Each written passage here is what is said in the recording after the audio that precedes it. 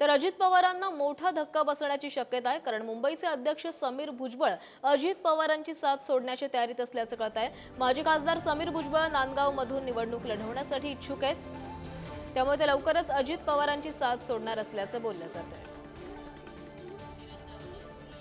तर या संदर्भात अधिक माहिती देतात आमचे प्रतिनिधी किरण ताजणे। किरण, समीर भुजबळ हे अजित पवारांची साथ सोडण्याची शक्यता वर्तवली जाते, कारण त्यांना नांदगावमधून निवडणूक लढवण्याची इच्छा आहे। काय अधिकची माहिती आहे?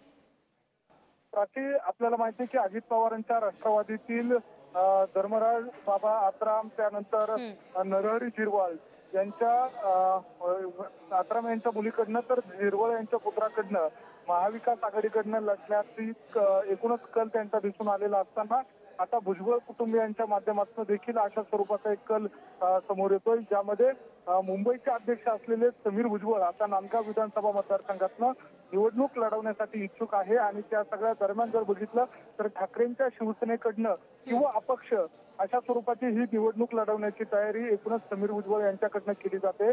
समीर भुजबळ यांचेच बंधू आणि छगन भुजबळ यांचे पुत्र असलेले पंकज भुजबळ यांनी या ठिकाणी यंदा निवडणूक लढवलेली होती। 2 वेळेला ते विजयी झाले होते, तर मागील वेळेला पराभव केलेला होता।